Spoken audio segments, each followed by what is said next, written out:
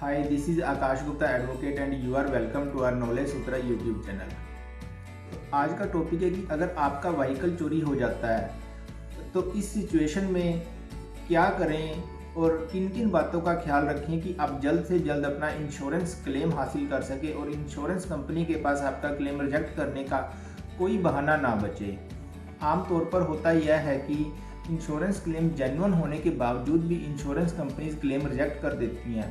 तो इसके पीछे रीज़न ये होता है कि व्हीकल चोरी होने से लेकर क्लेम पास होने तक एक लीगल प्रोसेस होता है जिसे बड़ी सावधानी से कंप्लीट करना होता है।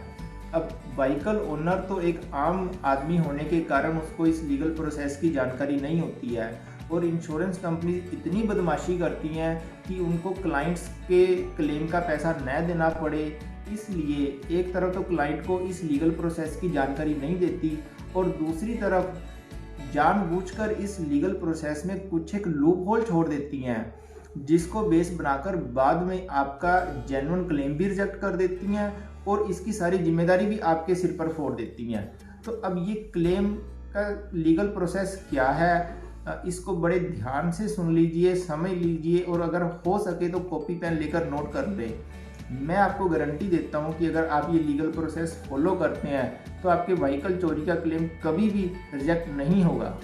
तो सबसे पहला काम जो आपको करना होता है वो ये है कि जैसे ही आपको अपनी व्हीकल चोरी होने का पता लगे तो बिना 1 मिनट का भी समय गवाए आप चोरी वाली जगह से ही पुलिस को 100 नंबर पर फ़ोन करके इन्फॉर्म करें और अगर हो सके तो अपने खुद के मोबाइल से इन्फॉर्म करें। इसके तुरंत बाद सबसे नज़दीकी पुलिस स्टेशन में जाकर व्हीकल चोरी की एक रिटन कंप्लेंट भी फाइल करें ताकि आपके व्हीकल चोरी की एफआईआर रजिस्टर हो सके। अक्सर पुलिस ऐसे मामलों को गंभीरता से नहीं लेती है और टालने की कोशिश करती है, बट आपने हर हालत में पुलिस कंप्लेंट लॉन्च करनी है वरना आपकी एफआईआर रजिस्टर नहीं होगी और आप इंश्योरेंस क्लेम नहीं ले पाओगे। इंश्योरेंस क्लेम लेने के लिए 1 दिन की भी पुलिस डिले आपका क्लेम रिजेक्ट करवा सकती है। पुलिस कंप्लेंट का फॉर्मेट इस वीडियो के डिस्क्रिप्शन बॉक्स में दिए लिंक से आप डाउनलोड कर सकते हैं और रिटन कंप्लेंट करने के बावजूद भी अगर पुलिस आपकी एफआईआर रजिस्टर नहीं करती है तो आप उस सिचुएशन में कैसे एफआईआर रजिस्टर करवा सकते हैं, इसके लिए मैंने एक पहले वीडियो बनाया था, उसका लिंक भी इस वीडियो के डिस्क्रिप्शन बॉक्स में मैं आपके लिए शेयर कर दूंगा।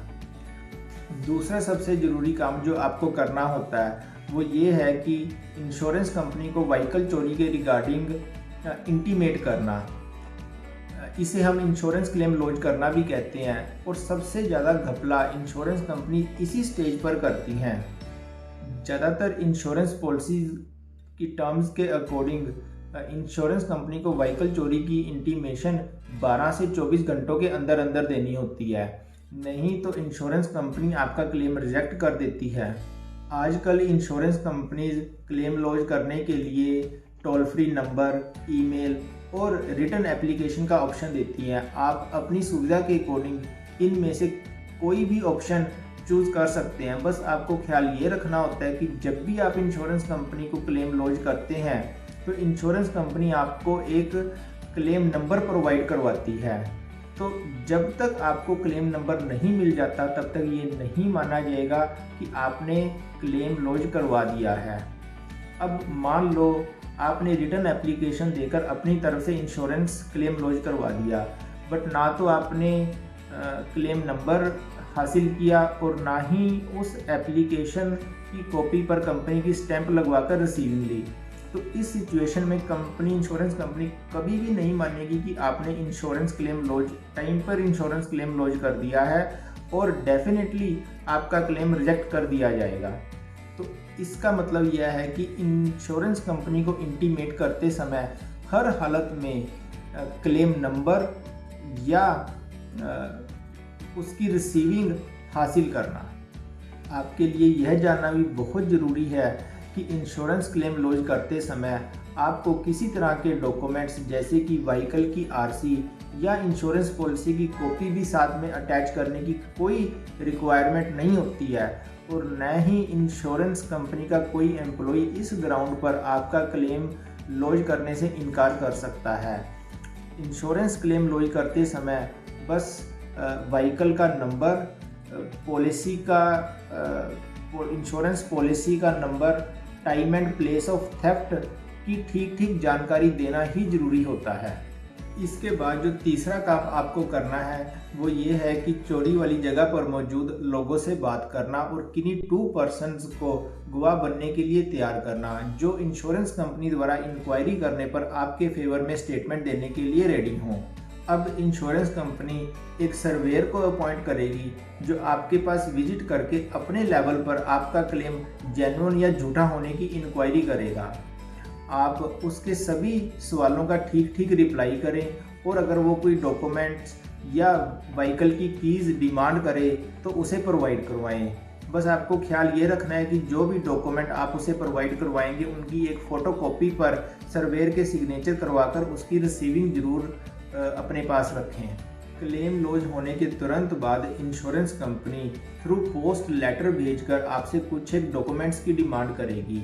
आपने उस लेटर के अंदर दिए टाइम के अंदर वो सभी डॉक्यूमेंट अरेंज करके through registered post insurance company को सेंड करें और साथ में कवरिंग लेटर के ऊपर क्लेम नंबर मेंशन करना न भूलें।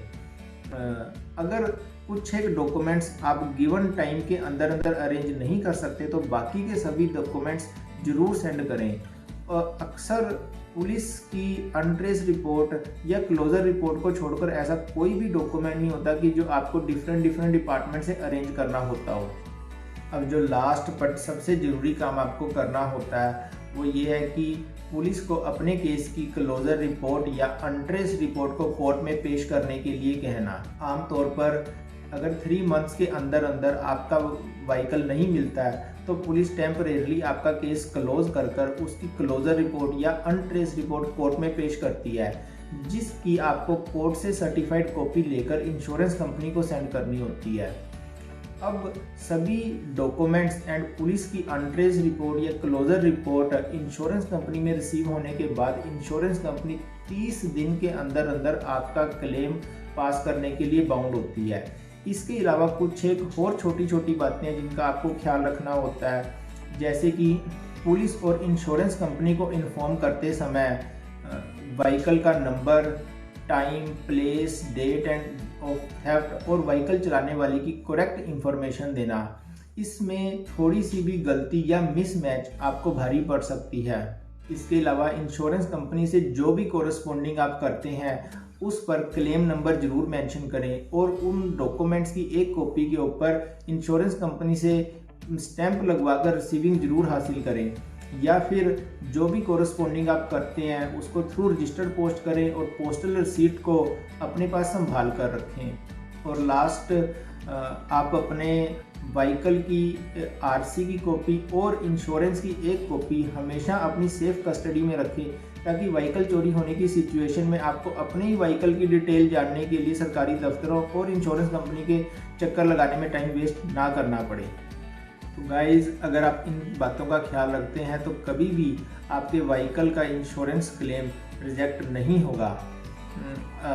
वीडियो में बताए सभी डॉक्यूमेंट आप मेरी वेबसाइट www.advocateakashgupta.com से भी डाउनलोड कर सकते हैं।